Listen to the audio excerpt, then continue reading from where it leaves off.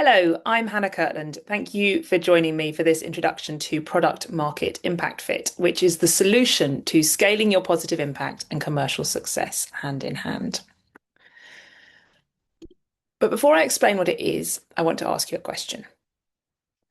Can you trace a direct line from your purpose to your biggest revenue stream?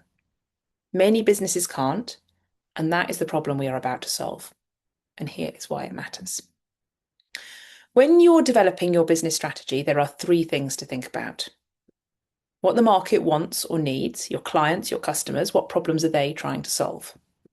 What your business can do, your capabilities, your skills, your assets, your network, and your impact objectives, the difference you want to make in the world. Now, most business advice tells you to focus on the first two. So traditional business advice says, find product market fit. That's the intersection of what the market wants and what you can deliver. So address your customers' pain points, solve their problems, and that is how you make money.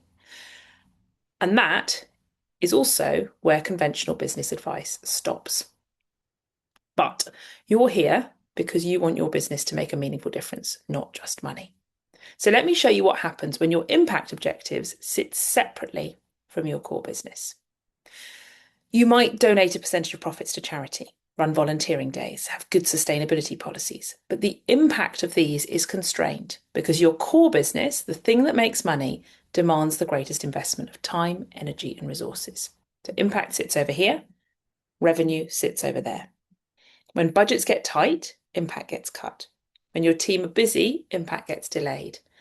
And when the board asks, what's the ROI, you struggle to answer. The impact becomes the nice to have, the side project, the thing a few passionate people do on top of their day jobs. The reality is the core business is always going to demand the greatest investment. That's not going to change. You need your business to be financially sustainable. You can't deliver impact if you run out of money and you can't pay the bills. So the question is, what if we could make money and have a positive impact at the same time? What if you found the intersection of all three circles? What if you embedded positive impact into your products, your services, your business model? Then you don't just have product market fit, you have product market impact fit. When you achieve this, making money and creating impact are aligned. The tension dissolves. You've got one shared set of objectives for the entire business. Everyone understands how their work contributes to both commercial success and positive impact. And what might surprise you is that you will deliver impact at a much greater scale because you'll be drawing on all your skills, all your networks, all your assets, all your time to address the problem. You're not trying to do impact on the side with leftover resources. You will be building a business where the main thing you do, the thing that makes you money, is also the thing that creates impact. And that is when you know you've found product market impact fit. Now, that sounds great in theory, but what does it actually look like in practice? Let me show you. The first example is Tony's Chocolonely. What the market wants is chocolate that tastes good. There is a niche that wants ethical chocolate, but the fundamental desire is yummy chocolate. And if Tony's tasted terrible, then nobody would buy it, ethical or not. What Tony's can do, luckily, is make delicious chocolate in distinctive flavours. And their impact objective is to eliminate exploitation in the cocoa supply chain. And then in the last few years, Tony's have expanded their business model. So they now sell ethically sourced beans and cocoa products to other cocoa manufacturers and retailers. Their impact objective stays the same, but this new business model lets them scale their impact massively because a much greater volume of their beans is going into the market. And here is the really crucial bit. Tony's is commercially successful. Last year, they increased sales by 20% to over 240 million euros.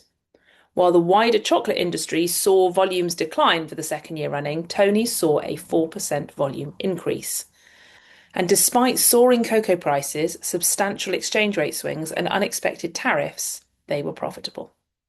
They are commercially successful because they're selling products people want.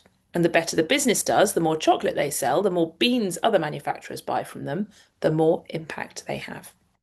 So commercial success and positive impact are completely aligned.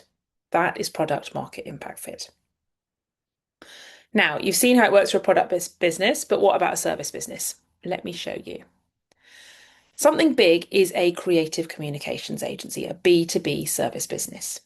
And they work with organisations like DHL, delivering effective and inclusive communications that make workplaces fairer, healthier, and happier. So, for example, campaigns to engage thousands of frontline workers around health and safety. What the market wants: effective communications campaigns that engage employees. What Something Big can do: design and deliver those campaigns with a particular expertise in inclusive communications. Their impact objective: fairer, healthier, happier workplaces for all. So where is the product market impact fit? The campaigns they get paid to create, their core revenue stream, directly deliver their impact objective. They don't do employee communications and then also do impact work on the side. The communications work is the impact work. Plus they're employee owned, which means their own workplace model reinforces their impact objective.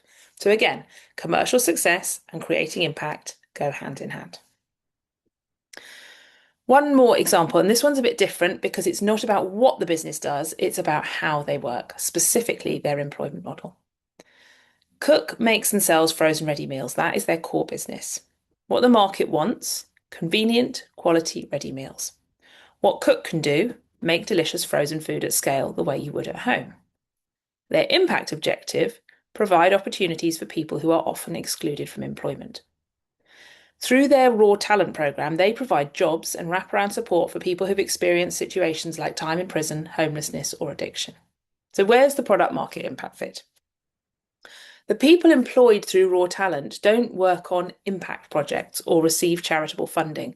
They work in Cook's core operations, making the food that generates the revenue. The human impact is obvious. Someone gets employment, support, a second chance. But what makes this brilliant is that there is a strong commercial benefit for Cook too. The people employed through the Raw Talent programme demonstrate huge levels of commitment and engagement. They show up, they work hard, they're loyal. And this creates a pool of talented, committed workers in an industry where recruitment is challenging and staff turnover is typically high. So it is a genuine win-win. Social impact, commercial success are integrated and reinforce each other. So you've seen three very different examples: product-based, service-based, and employment model. But the pattern is the same. Commercial success and positive impact go hand in hand. So now I want you to think about your business. Where is your product market impact fit? Can you see it? Can you trace that direct line from purpose to revenue? Or are you feeling that tension between the core business and impact? Because this tension wastes time and energy, and it prevents you making progress on your impact objectives. The businesses with product market impact fit aren't just doing more good. They are enjoying more commercial success because impact and commercial objectives reinforce each other. They have one strategy, one set of objectives and KPIs, and everyone in the business knows how the role they do contributes. So all your effort is contributing to commercial success and having a positive, meaningful impact.